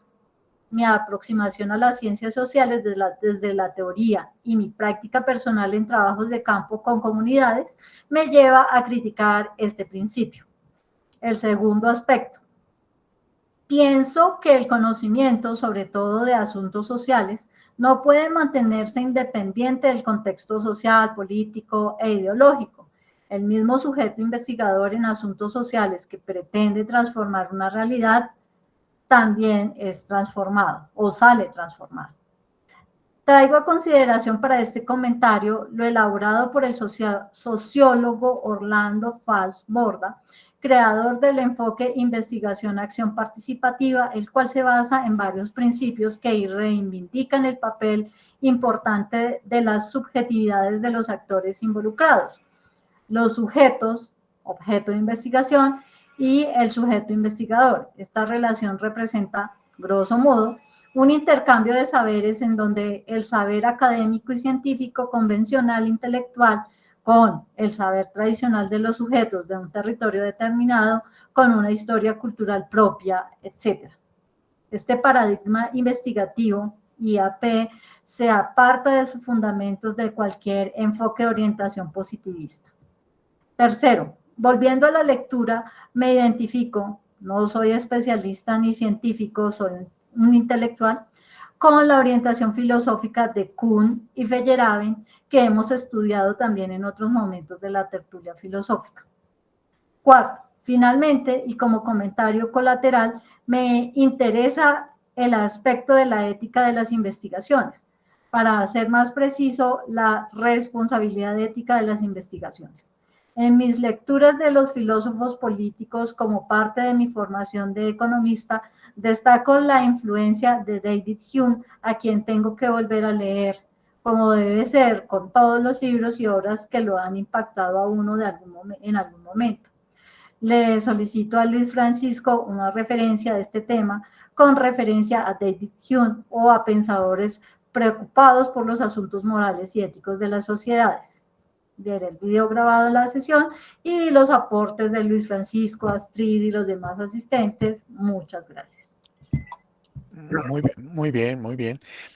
Claro, el asunto se entiende muy bien el planteamiento que hace Luis Hernando, pero tal vez Luis Hernando no vinculó el asunto de la neutralidad valorativa de las teorías científicas dentro de la tradición de la concepción heredada de la filosofía de la ciencia, porque es que la concepción heredada estaba principalmente aplicada a ciencias como la física y la matemática, indudablemente que es donde opera.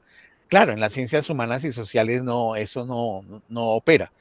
Y ese era el concepto que en los años 20, 30, 40, 50 y 60 se alcanzó a tener de la neutralidad valorativa de las teorías científicas, porque el análisis de su estructura era lógico-sintáctico.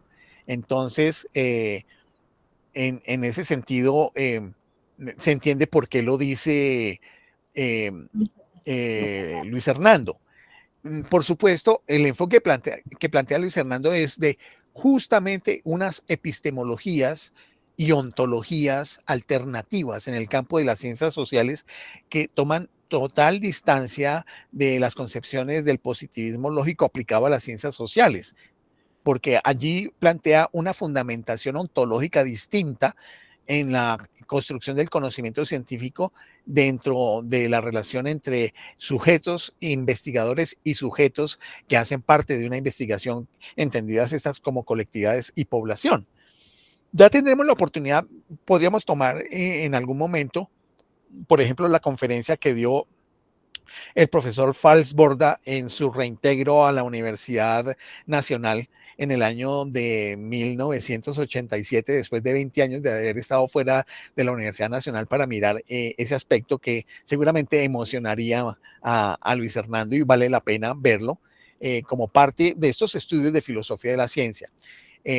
Y creo que en ese sentido, pues, nos ilustraría a todos, porque es para entender que la filosofía de la ciencia no solamente tiene que ver con estos aspectos que muchas veces tenemos acá, que tienen que ver con la tradición de filosofía analítica de la ciencia. Aquí reconocemos que hemos hecho mucho énfasis en los términos de filosofía analítica de la ciencia, habida cuenta de que tiene muchos componentes técnicos. Algunos se extrañarán de por qué no tomamos tanto la filosofía francesa de las filosofías de la ciencia.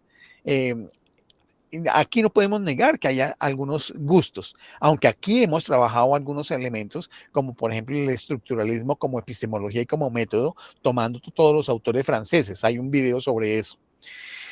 Y creo que vale la pena con el maestro Falsborda, con quien tuve el honor de interactuar en su momento, poder poner para unas próximas 2 o 3 tertulias un escrito de él, que fue su conferencia de retorno a la Universidad Nacional, donde habla acerca del conocimiento popular, el no colonialismo intelectual y cosas por el estilo, que vale la pena tener en cuenta en un proceso de formación en filosofía de la ciencia. Aprecio mucho tus buenas palabras, Diana. Lo hacemos con lo mejor que podemos, por supuesto. De pronto pueden aparecer limitaciones a veces de memoria sobre citación de autores, pero por ahí Astrid me ayuda, y entonces pues también agradezco eso.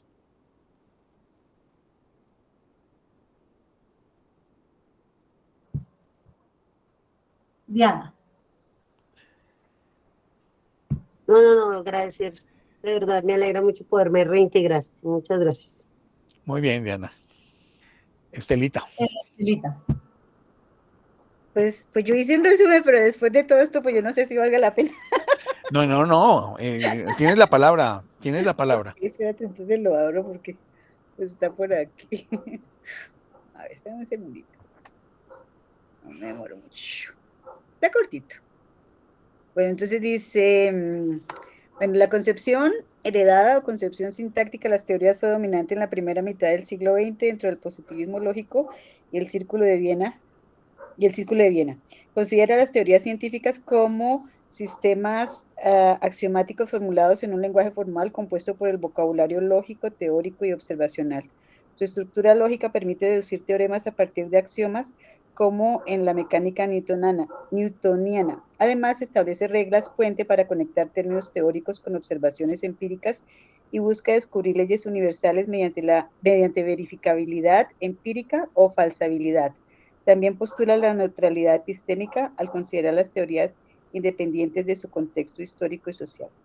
Las fortalezas de esta concepción incluyen su rigor lógico, su aplicabilidad en ciencias exactas y su marco general para el estudio de teoría. Sin embargo, ha sido criticada por su dificultad para adaptarse a ciencias como la biología o ciencias sociales, su desconexión con la práctica científica y la problemática de los términos teóricos.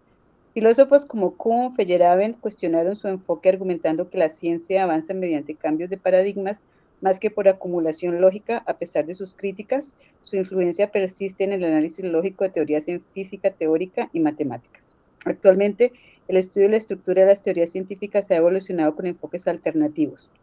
Entonces, hay como los puntitos, ¿no? La concepción semántica reemplaza la estructura lógica por modelos matemáticos, gráficos, físicos o conceptuales para describir fenómenos.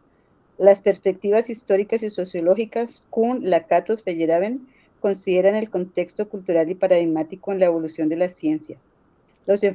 Tercero, los enfoques paradigmáticos y fenomenológicos analizan la relación teoría, observación y el papel de la experimentación.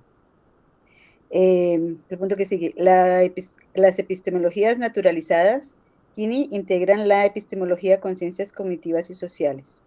El que sigue, las perspectivas pluralistas rechazan un único marco de análisis y promueven métodos diversos según la disciplina. Y el último, las metodologías computacionales emplean inteligencia artificial y simulaciones para modelar teorías. Hoy en día el pluralismo metodológico predomina en la filosofía de la ciencia, mientras que los cálculos axiomáticos siguen siendo relevantes en física teórica y matemáticas. En otras disciplinas, los enfoques semánticos, históricos y pragmáticos han cobrado mayor importancia, reflejando la diversidad del conocimiento científico. Me parece estupendo esa síntesis. Esa es una síntesis de todo lo que planteamos, ¿no? Muy bien, Estela, muy bien, muchas gracias. No, gracias a ti. No, porque pues a mí sí se me hace como súper importante ese trabajo que tú hiciste, que no sé quién era el que decía, creo que era José Gersaín, pues sí está, aparentemente son 5 páginas que uno dice, no, pues es un poquito, pero es un poquito como cuando se saca la esencia de un perfume, ¿no? Claro, Y pues, ese es el trabajo que más cuesta, entonces hacer claro. como un resumen de eso, yo decía, como esto era como la esencia de la quinta esencia. No, es chévere.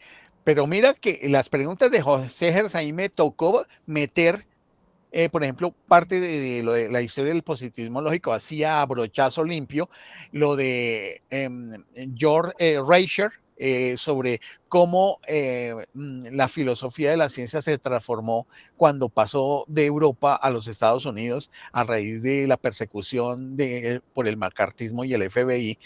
En relación con los intelectuales alemanes, que eso transformó la filosofía de la ciencia. Hay un libro completo sobre eso, es una maravilla de libro que tuvimos la oportunidad de estudiar con Astrid en su momento, hace como unos 10 años, ¿no? Cómo la Guerra Fría cómo la Guerra Fría transformó la filosofía de la ciencia.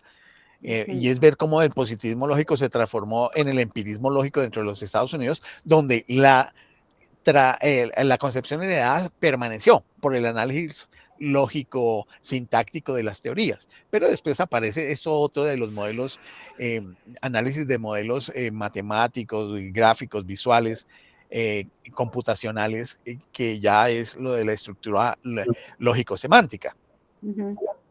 Sí, no, y lo que decías ahora cuando estabas hablando de los perlocucionarios y locucionarios, yo me acuerdo que cuando yo estaba estudiando filología allá en la Nacional, pues en los 80 eso era como el último boom, ¿no? Como sí, la parte de la sociolingüística. Claro. Que eso fue el aporte, ese es el aporte más directo en el caso de las ciencias humanas y sociales que sí el segundo Wittgenstein hizo y que fue tomado en todo el área sociolingüística, de las áreas científicas de la sociolingüística, fue tomado, ¿no?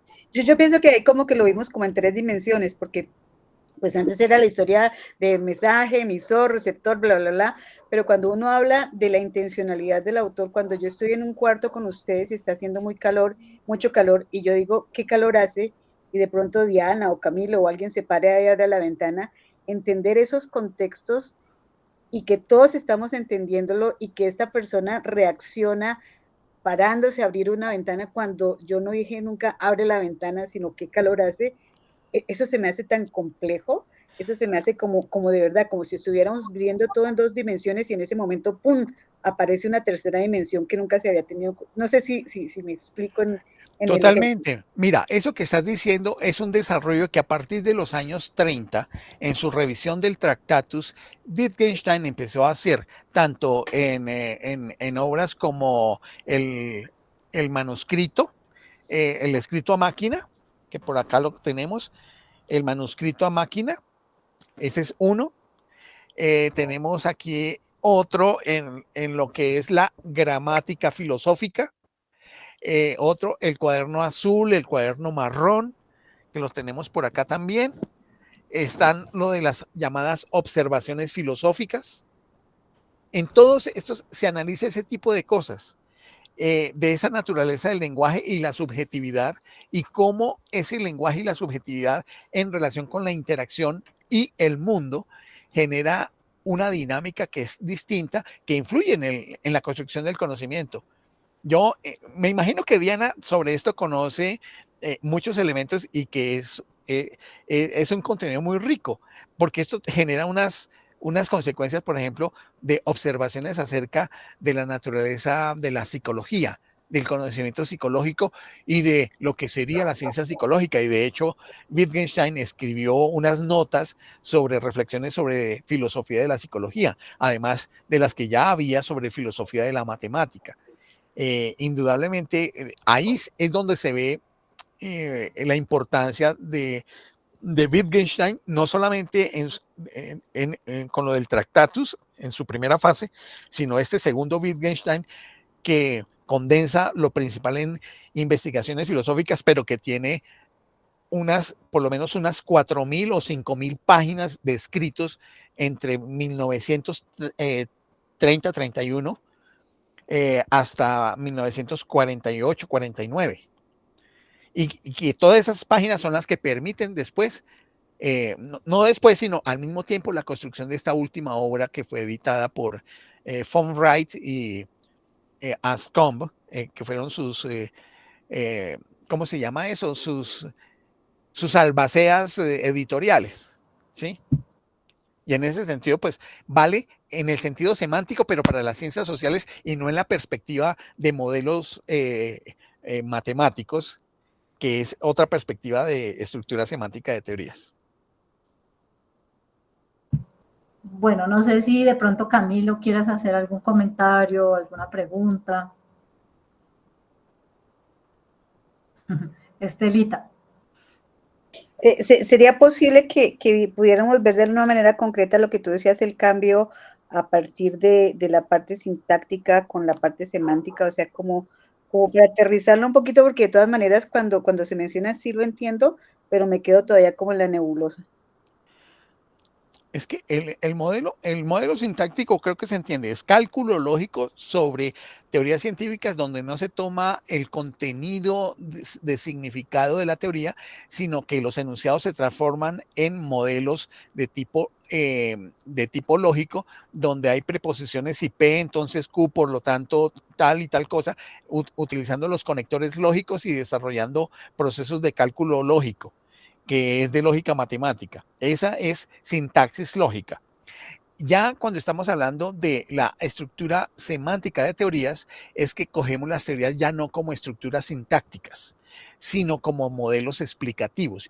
¿Y qué es un modelo? Un modelo es una forma de representación que puede ser matemática en términos de fórmulas matemáticas que den cuenta de cómo funciona un fenómeno, o en términos gráficos o de dinámicas de operación, en términos, por ejemplo, de modelos mecánicos o modelos de movimiento, o en términos de modelos solamente gráficos representacionales, o en términos de modelos de secuencia evolutiva. En ese sentido, todo el contenido de la teoría se vuelve representacional utilizando estas distintas formas. Cada una de esas formas tiene un significado del contenido de la teoría, por eso es que se llama semántica. No sé si ves la distinción entre la primera que te dije del cálculo lógico y estas otras. Sí, gracias. Bueno, para finalizar, solo comentarles que durante el tiempo que estuvimos en la tertulia, el doctor Héctor Trejo presentó sus excusas por no poder asistir, pero que estará muy atento para lo del video y poder estar en otra ocasión con nosotros. Entonces, recordar también a esas personas que no estuvieron con nosotros hoy, pero que siempre están atentas a la reunión. Creo que podríamos dejar hasta aquí hoy la tertulia para poder entonces dar el cierre a la grabación. ¿O hay algo más que decir? Pues solamente que les voy a decir que para la próxima semana ya hice la traducción de un documento de una científica de la lógica que creo que es española, es catalana, se llama Atocha Aliceda, y es la relación entre lógica y metodología científica. Entonces, no se preocupen si llegan a encontrar en alguna partecita del texto elementos de cálculo lógico. Es un asunto muy sencillo. Entonces, no se van a preocupar por esa parte. Enfatizaremos en los otros elementos. Eso se los enviaré tal vez el día de mañana para que tengan suficiente tiempo para leerlo. Gracias.